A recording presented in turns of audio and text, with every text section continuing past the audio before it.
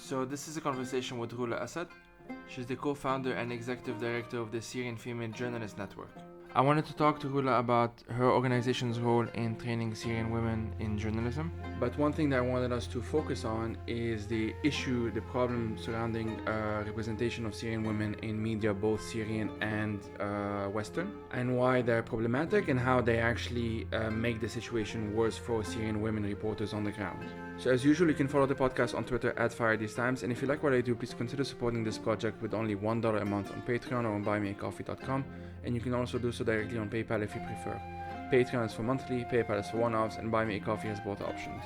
But if you cannot donate, you can still help by reviewing this podcast on Apple Podcasts or wherever you get your podcasts. Thank you for your time.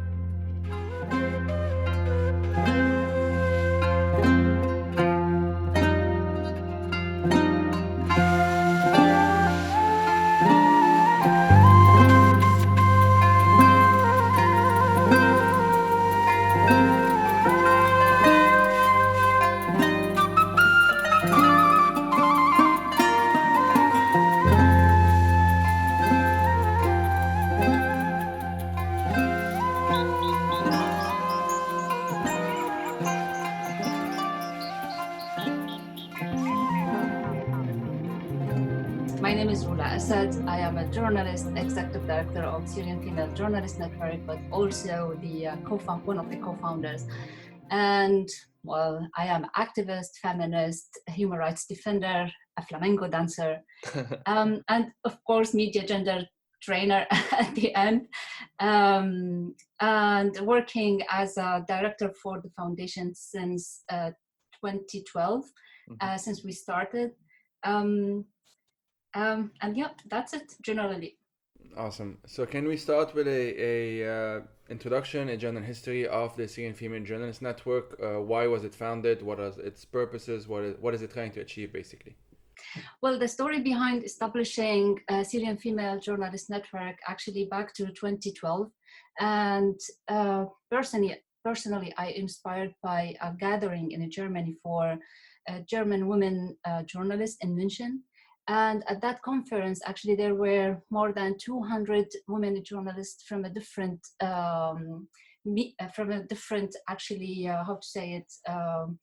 speciality within the media sector. And I was one of the speakers to talk about the revolution in Syria. And at that moment, actually, I just realized as a journalist, like if such a gathering, or it's actually more union, for women journalists in Germany, it's still needed in that time in Germany. So maybe we can try something similar for a Syrian women journalist, because most of the union and clubs, the journalist clubs, the House of Journalists, it's male dominant, and usually women journalists they are not taken enough spaces with these entities. And then with my colleague Milia, we used to know each other as a journalist since we were in Syria.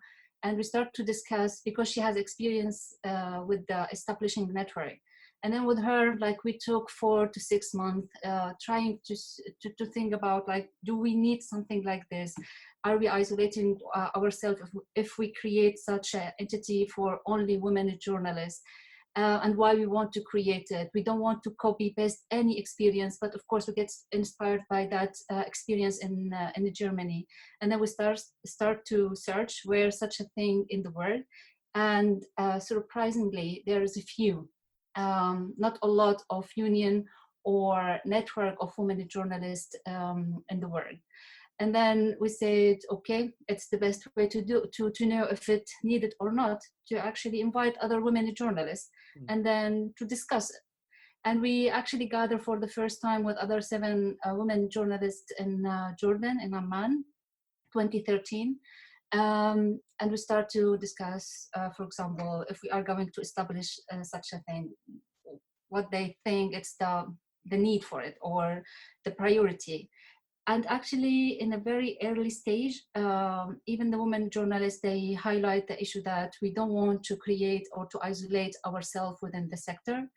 And we want male journalists to be also involved. So our very initial idea to create a women journalist network changed in a way to be focusing on 2 things. to create this network, giving priority for women journalists, but also to be aware whatever trying to do to develop the sector or to improve a media production, we have to be aware that male journalists, they are also involved, because it's not only women / women journalist issues, but it's also everyone issue when it comes to, for example, safety, representation, talking about any topic related to gender. So, and then we start afterwards to organize training, how to integrate a gender perspective to media production, to radio production, to online production, and we start to meet other people in Turkey, in Lebanon, and in Jordan, and they are, of course, our focus Syrian journalists, citizen journalists. We try all the time to bring like 60% to 70% of the participants to be women, and then 30 to 40 men, and then later we start to make it equal, because we want from each organization, media organization or outlet, to have a male and female participant. So we are trying to create alliance also within the media outlet for to advocate for gender equality within the sector. So we start to meet other people, we start to establish our network. Today we have more than 200 members. We stopped to implement the training in 2016 because of the political changing and closing borders. So people from Syria, they can't travel anymore, even in earlier than 2016 to Jordan or to Lebanon. And 2016 was the year where also the border closed and was very restrict between Turkey and Syria. And since that time, actually, we didn't implement a training in the aim to meet a new member, but we implemented in a different way to also work with the media outlet. So also the network have been a change from only focusing on individual. Still, the network is individual, a journalist, but also to create another sort of network and partnership with Syrian media outlet. So we work recently more with the media outlet and their team rather than with the freelancer and journalist from Syria. So at the heart of it, we're talking as well about a problem of representation. So can we talk a bit about how Syrian women are usually portrayed in both local as in Syrian, could also mean a wider Arab media and international media, and how have groups like yours tried to tackle and change that? Well, actually, for us, the baseline, let's say it's 2011. It's the year of the revolution. And from that time, we start to look to the media discourse in relation to political context, of course. Yeah. And then I can tell more about the local / regional media more than the Western, but it's even in the Western or international media, it's not that much difference in representing and covering women issues, stories, etc. Of course, because the context is war, it's a conflict, most of the coverage actually focusing on women as a victim and creating this identity of victimhood of women, whoever, whatever, from anywhere in Syria they are reporting about women. So first actually identity have created about women, Syrian women in the media since 2011 as a refugee, and a refugee not as political status, but as vulnerable in a very negative actually meaning. Because we believe in the organization vulnerability, it's not a it's a weakness to show and to share, but when have been addressed in the media as all the time, creating this image of the Syrian woman who is covering the face, who is holding all the time like a plastic bag, assuming this is the aid receiving from other organization, and on the other hand a child, and then trying to create one image of Syrian woman who is actually poor, without husband, only with the children, not facing the camera, for example, or all the time, if there is no photo, but creating a discourse around if she is saying anything, it's saying with the sadness, and there is like almost tearing. So all this have been created about women, Syrian women within the media. Of course, the local media have their own reason to say, like, we want the world to see how much we are suffering as a Syrian. And it's the same link, for example, to the other issue related to violation against human rights. And there were also a lot of shocking, actually, images. I'm not saying this image not part of the reality, but the other part of the reality that these women, again, these in a means when they categorize it in the media as a woman refugee, also they challenge the gender actually role, and they start to work, they start to learn other things, they start to be independent, even a very poor situation in a camp where they don't have any actually a space to take any decision because they have to follow the rule in each camp and each country. And then when the media, they try to cover a successful story, and then they actually exaggerate. And exaggerate, they're making a binary. Like when talking about women refugee, most of the time, this woman is a poor, coming from a certain social economic class, and then even trying to create that only women from a Sunni sect, a Muslim Sunni sect, they are the one who is suffering. And then we always have this image of women with the hijab, for example. And the opposite, when there is successful story, if most of the time is a woman without hijab, a young, a single, and then trying to create this image of an activist, but from a very Western perspective. And actually it's not true, because a lot of women, and of course we have to remember the majority of the Syrian population, they are Muslim Sunni. And there's a lot of women who are wearing hijab, they are in the front line, they are activists from the first day of the revolution. And then of course that didn't reflect in the media equally. Recently, of course, there is more awareness of also to talk about this part of activism. Again, also when covering Kurdish story, it's different when covering Arab story, when making a glorious of female fighter within the Kurdish groups, but it's not the same within the Arab armed group. So, I mean, it's double standard. I'm not here advocating for militarism, but saying like also when reflecting these things have been put in a very Western perspective. And it's the same if we just move to other level of how the Western / international media cover Syrian women issue, and then the refugee who escaped the war and running to Europe, they try to create a kind of discourse like they are jumped from Syria to the sea to the Europe.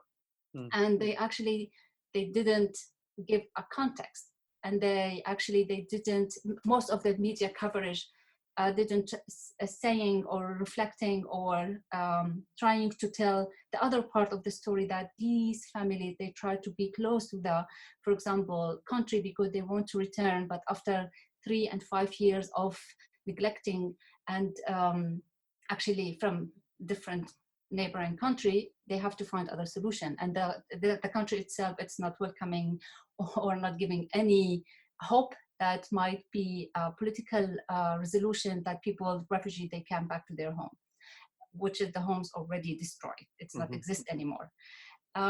So this is very generally, of course, how the media, in our perspective, because also we published the report in 2016, trying to analyze the media, especially the emerging Syrian media, the one established after 2011, covered and represent women stories, issues. And actually it was very clear that they create actually a certain identity of women, like positive, she is activist, a rebel, she is participating in public issues, and then a negative, like, oh, she is a refugee, again, in not as a status, but as a political status, but as a social status. And then, for example, she is widow, she is poor, and then a third category in between, negative positive, like she is now going out to get bread for the family, but because the absence of the men. So this kind of three category have been created, also a discourse around a woman image within the Syrian emerging media. So this is very general, actually, how we see it since we established till today. And this binary that you describe, sometimes when I work on some of, I sometimes work as a consultant for a number of NGOs, and one common grievance, let's say, by these NGOs or civil society groups when it comes to UN language or even EU language when it comes to Syrian women, is they would often use the sentence Syrian women and children, and they would put the category of women and children as though they're basically the same category, like there's the same subgroup of people. And this, I mean, obviously it doesn't just dehumanize, and it obviously removes their agency, but it also hides the specific struggles that Syrian women could be facing, like healthcare, obviously sexist discrimination, patriarchy, and everything around it in general, how they might be dealing with the, let's say if they're in Lebanon or in Jordan or in Turkey, how they might be dealing with local municipalities or the local states, how they might be dealing with extremist groups in Syria, or with armed groups, or with the regime for that matter. All of these, there are specificities that when there isn't this gendered lens, let's say, or there's a very gender blind or gender insensitive aspect, which still is, as you said, like the dominant way of doing things, it can really obscure some of these realities. What I guess the question is, like, what have some of the women that whether you personally have talked to, or maybe in your own experience as well, or maybe that SFJN has trained in the media sector, what are some of these specific struggles that might be let's say ignored or forgotten or not even thought about in these traditional depictions of Syrian women?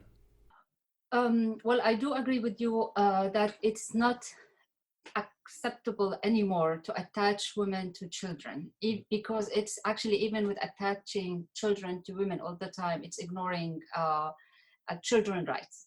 And at the same time ignoring a single woman or woman without children, or the woman who don't want to actually have children.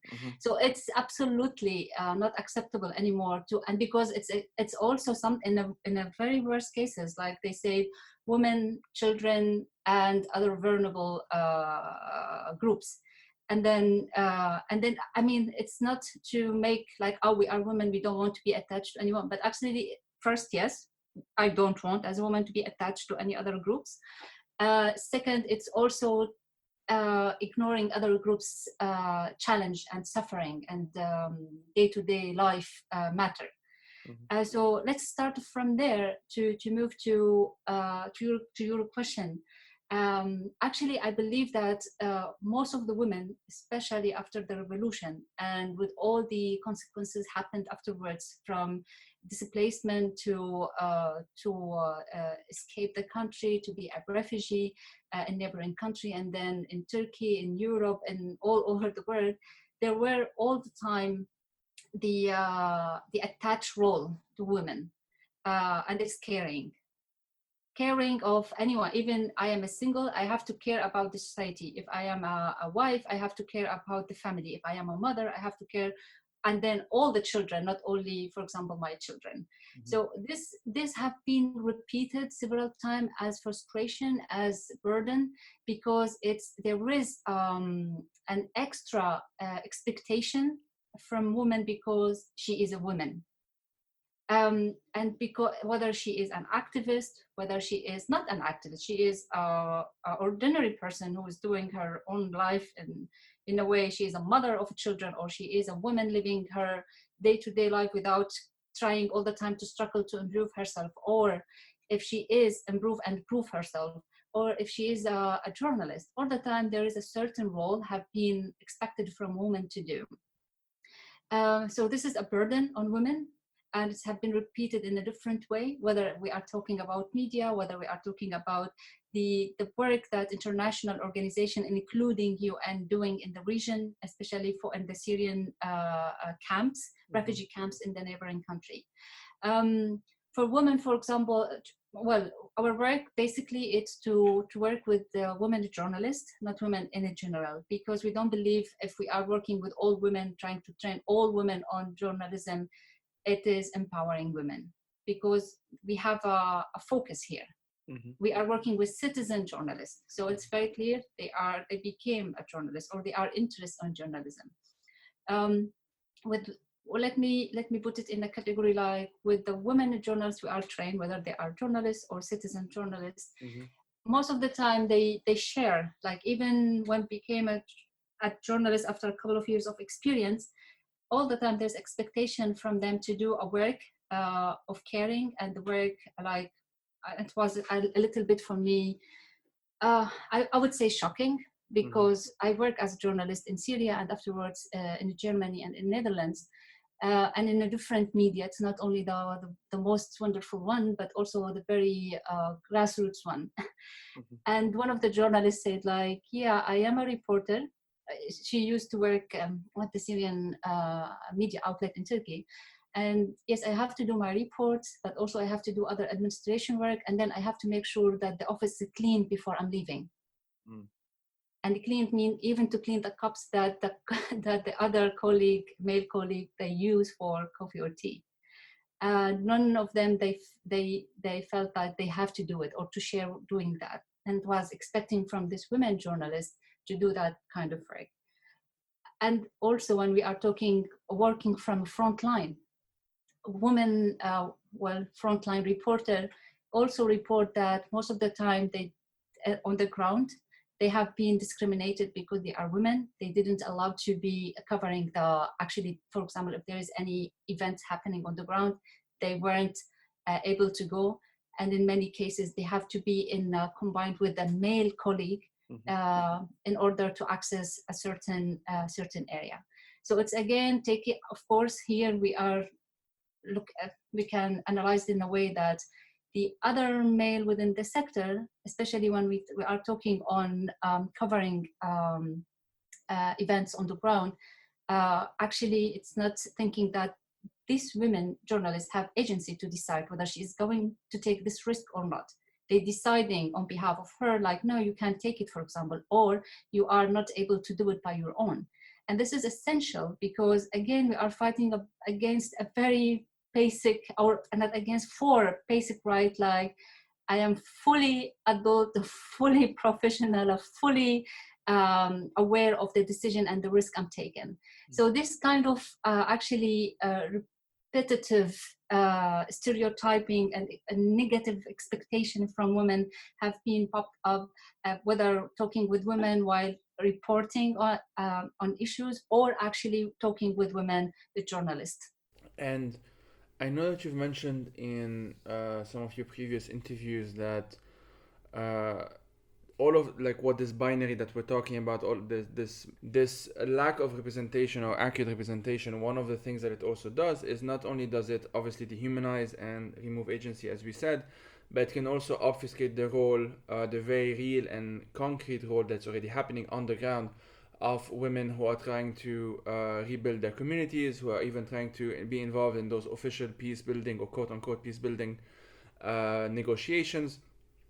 You mentioned, for example, and feel free to expand on this example, or maybe if you can think of other ones, that there at some point when the resort was under ISIS occupation, there were women who were actively trying to reduce the likelihood of children being forcibly conscripted into these Daesh, ISIS gangs and into their army, whatever they called it, by creating classes at home for groups of kids to attend. And these are things that, for the most part, unless there is a very gender focused, gendered sensitive, whatever we want to call it, the exact opposite of gender blind coverage, these are stories that may simply not even be looked at. That there were lots of journalists, lots of reporters who would simply not even think of going that far going to talk to these women who are organizing these classes, for example, to talk about what they're doing and the importance of what they're doing. So I wanted, do you have, and the answer can simply be no. Do you have examples of these specific cases of community building or peace building that SFJN or the women that SFJN has trained, that they were trying to focus because that they were trying to cover because they felt that quote unquote the mainstream media or the Western media or even Syrian media was simply not covering it? Well, first of all, why the story you mentioned, I also remember mentioning that story because I learned about that activity from a peace building organization, a Syrian peace building organization. They used to train people, women in that area for how to take initiative and to reduce tension within the local communities when it comes to a certain consequences of ethnicity clash or political opinion clashes. Right. I learned about it not from the media, not from even none of the local media coverage. And at that time, it's understood that when women, they take the risk to gather children in their houses while they're still Daesh is controlling their area because of the safety. This is first. So this story came even after later, after when already Daesh have been defeated from the international, as they like to now to announce. And of course they took that risk not only because they want to save the children from being recruited from Daesh, but also because they are a citizen and they are believing that they have a role to do.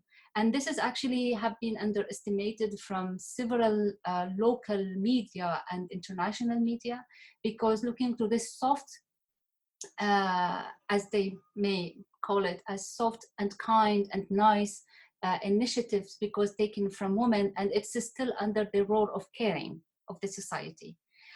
And actually, if we look how many children have been saved because of all this small educational courses, well, it will be amazing, because and this will be later have been revealed actually where women and people from Raqqa and their store will share more what they did while Daesh were actually controlling the area. Another example we did together with the group of women citizen journalists in Idlib back to 2016, 2017, where still there is a fight, and it's not, still in Idlib, it's not a rest, and there's clashes and fighting in that area. So I remember once we had online training, and then the group of participants, they were gathering in a certain place, and then I was training them online, and then suddenly everything have been cut because the Russian and the Syrian regime have been attacking that area at that time. And then even though they just said like, oh, we will be away for a couple of hours, and then we will be back to continue the training. And for me, it was a kind of what a resilience, because they have been attacked from air and from the sky and from the ground.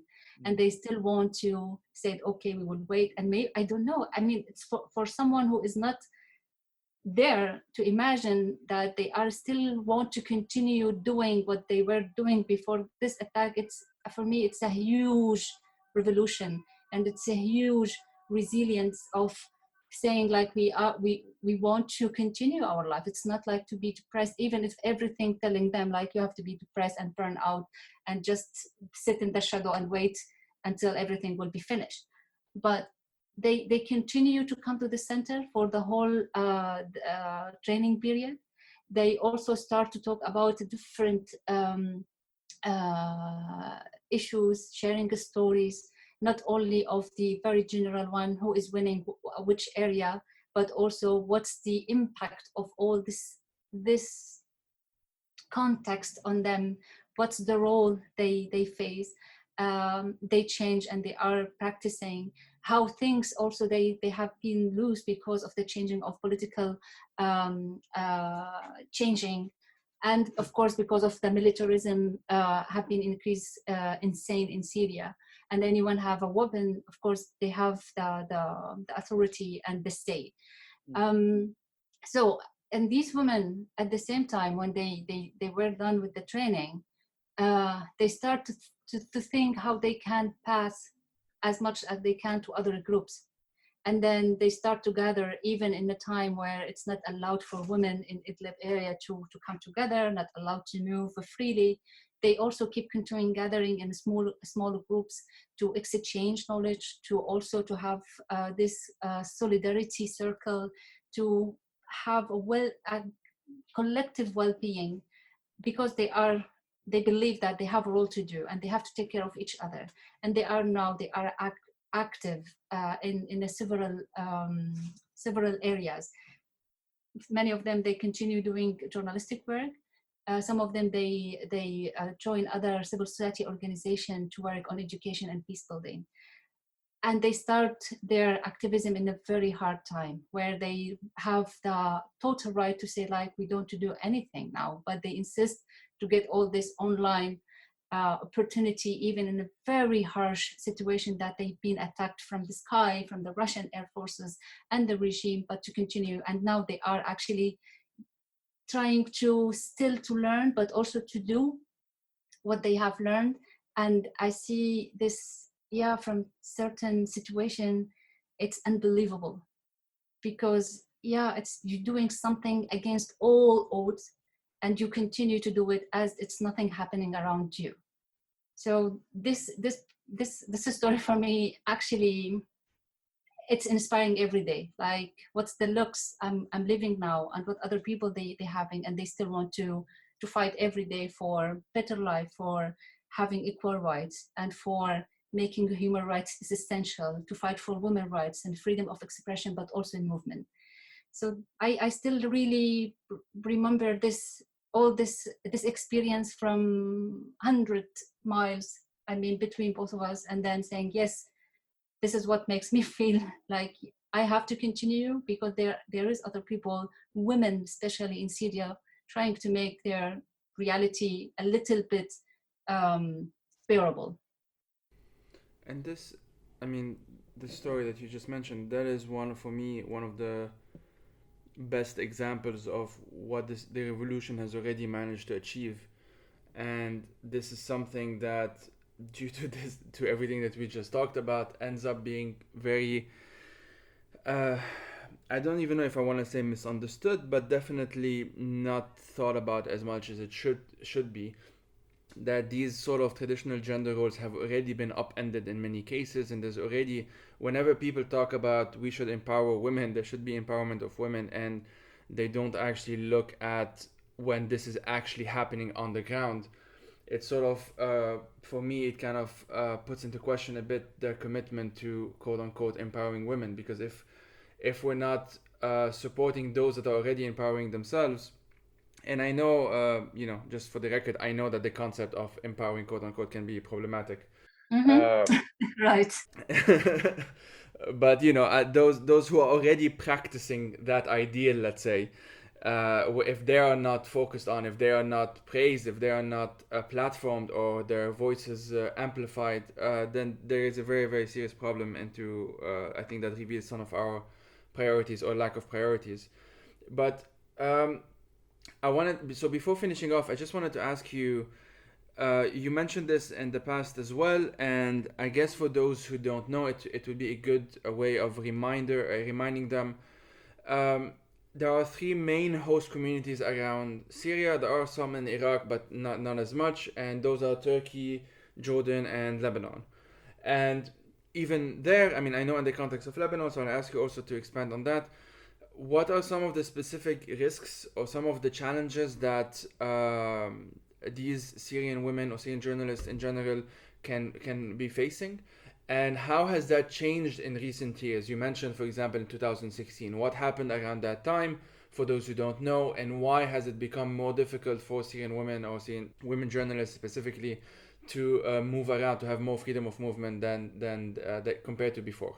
If I want to focus on women journalists working from these three countries, actually, we have to also back the time how everything started.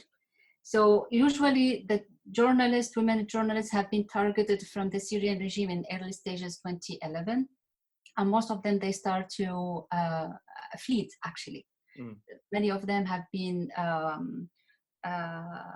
in detention and some of them they still for months and some for years.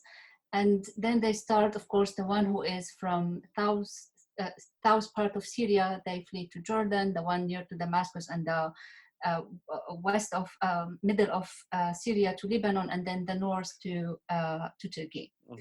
In the beginning, actually, people, they start to flee to Lebanon because it's close and it's still keeping going back and forth to the country to make a report when at that time the international journalists not allowed anymore to enter the country, and international or regional. So the local who has to actually report and to take the risk to go to very dangerous areas in Homs, for example, to report from there.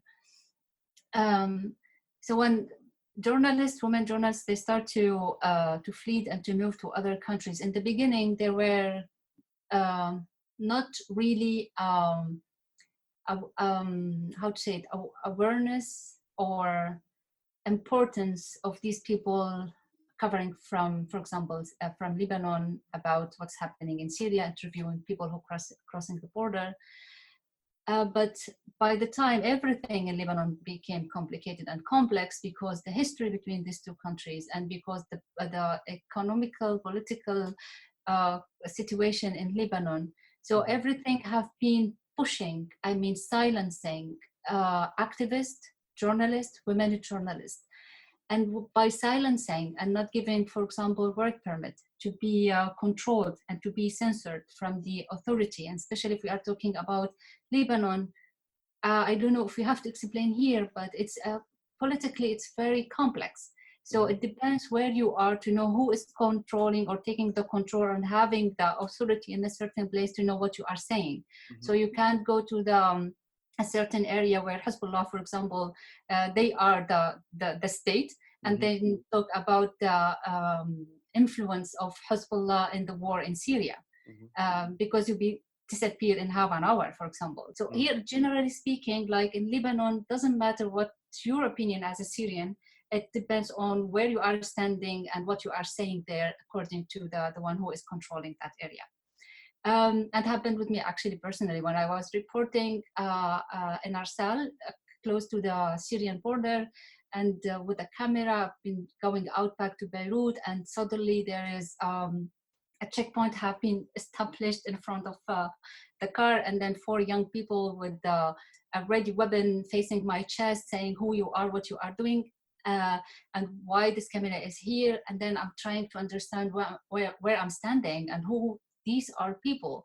And then after like taking back and forth and saying, oh, I'm just reporting about women because we want to support them, and putting this in a way like I'm not a journalist, I'm working in a humanitarian field, and I just want to record because then my organization can support, like creating a different story just to survive at that moment where the gun facing your chest, that was a close.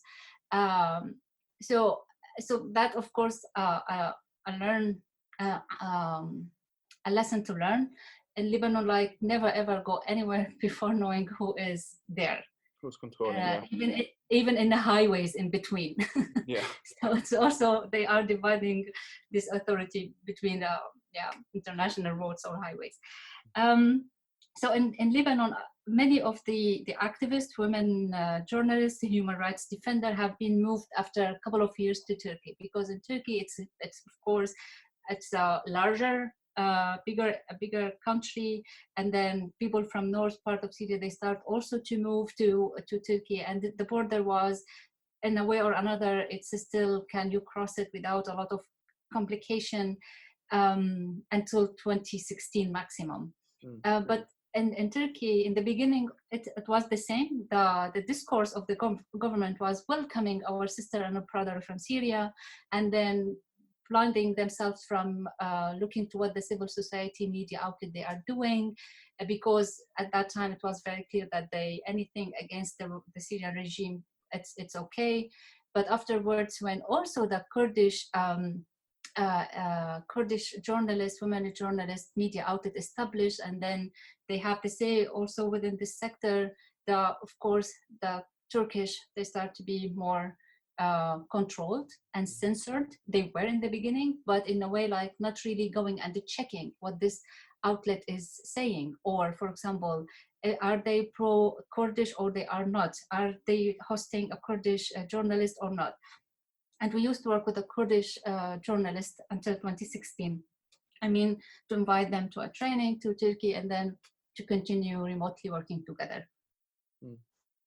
So in Turkey, it's the same story. It's about censorship, it's about control, it's about if you are journalists, you will get actually extra control, making your life is very difficult. If you want to have also the regular paper and permit, never ever, I mean, heard like a journalist get a work permit in whether in Lebanon or Jordan or even in Turkey. So freedom of movement in many times have been restricted in Turkey for Syrian in general, but with extra focus on journalists and activists. And one time I was entering to Istanbul and have been taken for 1 hour investigation, because where I'm coming from, where I'm going to, giving the name that I'm going to interview, or I mean not interview because I'm saying I'm visiting friend, but then like, but give us the name of your friends and their addresses and etc. So even in the airport, many of the activists have been reported that have been stopped for a long investigation and asking for a very detailed information about people they are going to meet. And it's kind of to showing like we are watching you, actually, because I gave a false name, no one called them, but I get the message, like we know what you are doing here and we are watching you. Yeah. And all this kind of, I mean, controlling and censor, of course, creating afterwards a very physical but also psychological problem, yeah, to people who are actually involved and engaged in a public matters. A lot of, I mean, citizen journalists, women citizen journalists have left the sector because of the anxiety, overthinking, stress, fatigue, pessimist about everything, nervy mood all the time, and then people, they look to us as an activist and human rights defender and journalist, like, oh, you are exaggerating. But actually, when you try to keep doing your work where it's related to freedom of speech and being pro human rights in a different context where it's not welcoming and open, of course, after a couple of years, everything will go actually down, because everyone has a limit. And that push a lot of women journalists. Plus this, it's of course facing everyone almost who are active in the public issue. But we add to that, if you are a women activist or women journalist, there's extra control on the body, on the movement, on looking as you are a whole human being, and of course the other related issues, whether in a public sphere or private sphere, related to violence, to bully, and to even a cyber violence, if any woman activist or woman journalist speaking up about a certain issue. So all this leading, of course, to like people, they really burn out, they leave, and everyone saying like, oh, why you are leaving? But we have to remember the whole process and the whole time before receiving or reaching the moment like I'm out. And this is what I think it's very important right now for all activists around the world, not only in Syria, but of course where there's a conflict and you are a refugee but trying to do something, but then you don't have the status, but you still want to do the work, but the political context not helping, and then restriction with the movement, and then also with your online life, for example, because many of the activists and women journalists have been hacked and defamed. So yeah, all this actually from the neighboring country have pushed a lot of people to leave their career, for example, especially women journalists, and to leave the country and move to Europe, Canada, US, Australia, just to be as far as possible from the region. And it's very sad to say that, but it's also a result of many things happened before. Rula, you've been very generous with your time, and I think this has been an extremely good overview. I really hope that people listening to this have a better idea of how difficult the situation is, how complicated it is, and what should be done. And on that note, are there some projects that SFJN is looking forward to or hoping to do in the future? And at the same time, if you can also tell listeners who are listening to this, like what are some ways they can help if they want to, and so on. Well, at SFJN, we are focusing on two main programs, and it's a result of all our work since 2012. Like, we are focusing on safety of women journalists, women human rights defender. We are trying to provide a training on psychosocial, mental, physical safety, but also we are trying to produce knowledge on, and we already, this year we published a survey, a result of the survey, like what's the challenges, and this is the 3 pillars that women journalists they are facing. So we are trying also to talk about this issue related to safety, but not only a digital safety or physical safety, but also from a psychosocial perspective, like people in this field, what they are facing every day. We are also trying in the safety program to show our solidarity to the other women journalists. For example, what happened with the Syrian journalist Yaqeen Bido last month in May. We stand with her. We're trying to be close to her. Among other, Syrian women and feminist organizations, they are trying to show their solidarity. But with us, it's more focused because we are a feminist media organization. Same with the other harassment cases have been reported from the Kurdish agency earlier this year. So safety program trying to take care of the aspect of safety, but in a holistic aspect rather than just focusing on one thing. So safety, it's one of the program we are trying to develop and to improve every year. And the second, the other program is actually Gender Radar. And with Gender Radar, we are trying to develop a certain tools to be more sensitive to the discourse creating by Syrian emerging media, and try to develop tools to use critical discourse analysis from a feminist perspective to journalists, so they are aware and having the tool where they are reporting about any gender any actually story, but taking on consideration the gender lens. I think this is two things. It's a big things. Of course, there's a lot of capacity building, knowledge production under this two program. And we are trying also not to focus only on Syria, but also the region, because we believe that when we have more voices together and sharing knowledge and being in the same actually stage of fighting for the same, almost the same, sometimes it is the same thing in the region, it's more powerful. And I think always we need people to support us in the means of their expertise and their time. So volunteering with us, it's one of the things, it's really very essential and important for us, because we are not a big organization, a small organization. So we need people to come and to join us.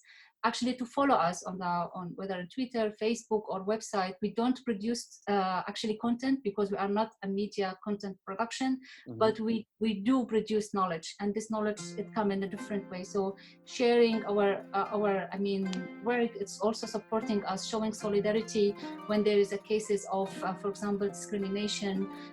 It's one of the things that everyone can do. of course, if there's any opportunity to support financially, it would be wonderful, because any financial support will go through the safety program, because sometimes we have to support women journalists to evacuate from a certain area to the other area, or to pay their bills and rent. And this kind of amount, it's not easy for non-governmental and non-profit organization to get every time on time.